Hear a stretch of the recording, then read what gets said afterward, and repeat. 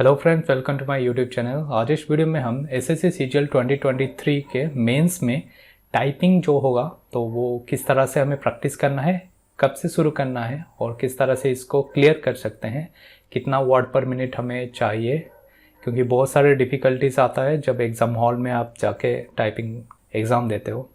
तो उसके बारे में डिस्कस करेंगे। तो चलिए शुरू करते हैं। सबसे पहले सीजीएल 2023 प्री 14 to 27 जुलाई में होगा। सो मेंस अराउंड 2 महीने के बाद हो जाएगा, तो मान के चलते हैं फर्स्ट वीक ऑफ अक्टूबर। तो ये जो टाइम है हमारे पास, ये टाइम हमें बहुत सारी चीज़ें पढ़ना है, रिवाइज करना है, क्योंकि इस बार चारों सब्जेक्ट एक साथ है। तो फिर हमें वोकेब भी पढ़ना है, हमें जीएस का पूरा सारे सेक्शंस को कवर करना होगा, क्योंकि वैकेंसी कम है और जीएसई ऐसा एक सब्जेक्ट है जो कि आपको 4600 क्रेडिट पे दे सकता है। तो काफ़ी स्ट्रेसफुल रहेगा आपका ये 2-3 महीना जो कि मेंस के लिए होगा।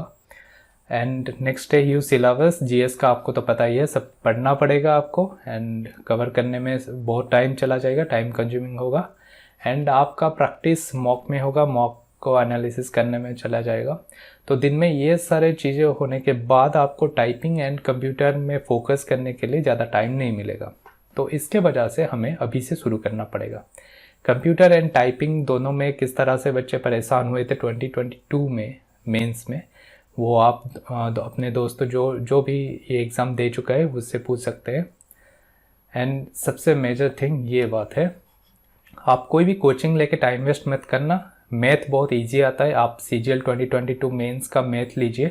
अगर आप 30 क्वेश्चन में से 20 से कम कर पा रहे हो तो इसका मतलब आप कुछ सब्जेक्ट को कवर नहीं किए हो। 20 से ज़्यादा कर रहे हो तो इसका मतलब आप थोड़ा प्रैक्टिस कर लोगे तो 30 आराम से कर लोगे।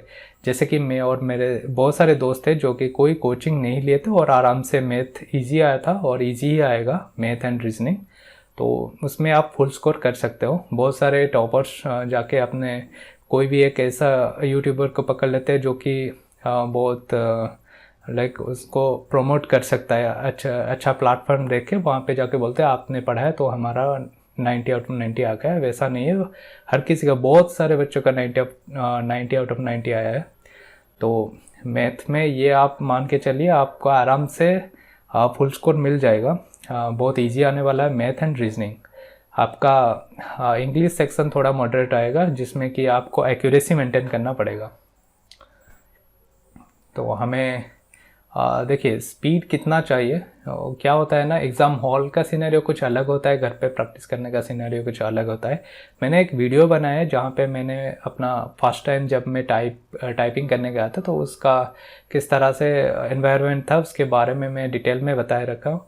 तो ये वीडियो आप देखना, उसमें कमेंट भी देखना। सारे बच्चे ने ऐसा ही बोला है कि वो लोग भी सेम सिनेरियो फेस कर चुके हैं।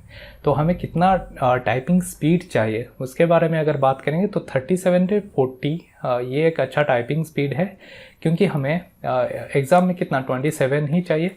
बट ड्यू टू हार्ड की जम जाता है, तो जितना ज़ोर से टाइप करोगे फिर जाके टाइप होता है। कभी कभी एक बार टाइप करने से 2 बार हो जाता है। इस तरह से की का कुछ ना कुछ पंगा रहता है हर एग्ज़ाम सेंटर में। सो फिर तो केस रहता है कि मतलब किसी का कीबोर्ड काम नहीं कर रहा है, किसी को सीट चेंज करना है, ये सब के वजह से आप एकदम डिस्ट्रैक्ट रहेंगे।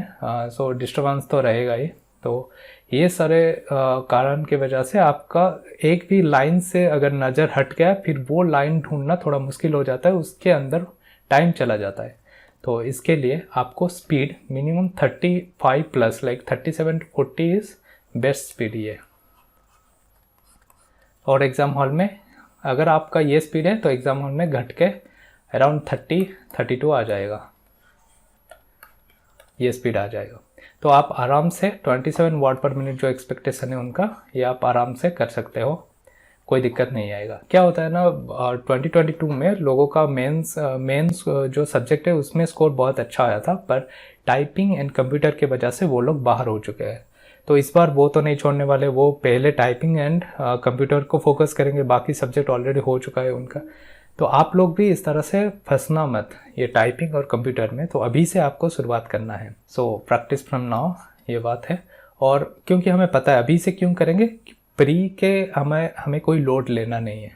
प्री में क्या है, मैथ, रीजनिंग, इंग्लिश, ये तीनों सब्जेक्ट अगर आप 22 क्वेश्चंस विथ 90% एक्यूरेसी में अटेम्प्ट कर लेते हो तो फिर आपको जीएस में बस 10 क्वेश्चन ही अटेम्प्ट करना है। जीएस में बेसिकली पढ़ना क्या है हमें, एक तो हिस्ट्री, पॉलिटी, फिर आप करंट अफेयर्स एंड स्टैटिक, बस इन सब्जेक्ट में से आप 10 क्वेश्चन आराम से मिल जाएगा और आपका जीएस कवर हो जाएगा।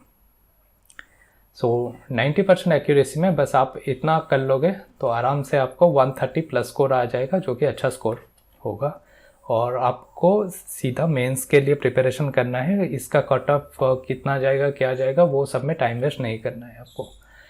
तो क्योंकि मेंस में बहुत ही कम टाइम मिलेगा, तो उस टाइम बस प्रैक्टिस करना है और जो भी सब्जेक्ट आपका छूट गया है उसके ऊपर ध्यान देना है। तो कंप्यूटर, जैसे कंप्यूटर एंड टाइपिंग, उस टाइम पे अगर आप शुरुआत करते हो तो फिर एक स्ट्रेसफुल रहेगा आपके लिए कि मेरा स्पीड नहीं बढ़ रहा है, मैं एक 20 वर्ड पर मिनट या 22 वर्ड पर मिनट में आके रुक गया हूँ, उसके आगे नहीं बढ़ रहा है, ये सब टेंशन नहीं रहेगा। तो अभी से आपको स्टार्ट कर देना है। और आपको एक वीडियो देखना है जो कि टाइपिंग नॉइज़ के ऊपर है। उसमें जाके आप बस कमेंट रीड करिए कि किस तरह से ये बच्चों का टाइपिंग स्पीड बढ़ा है, वो साउंड, तो आपको पता चलेगा। वो टाइप करने के टाइम में वो देखते रहिए, सुनते रहिए बेसिकली। सो ये था ओवरऑल चीज़ें कि अभी से आपको शुरुआत करना है और प्रीलिम के लिए कोई भी लोड लेना नहीं है। 130 सफिशिएंट है। लोग बहुत डरा रहे हैं प्रीलिम में एकदम ये हो गया वो हो गया, कुछ नहीं है, आराम से क्वालिफाइंग नेचर है। 130 स्कोर बेस्ट स्कोर है, इसके ऊपर ही आएगा आपका अगर पेपर आसान रहा तो। और एक बात क्या होता है ना, इस बार वैकेंसी बहुत कम है, लाइक 8000 अराउंड ऐसा कुछ होगा शायद।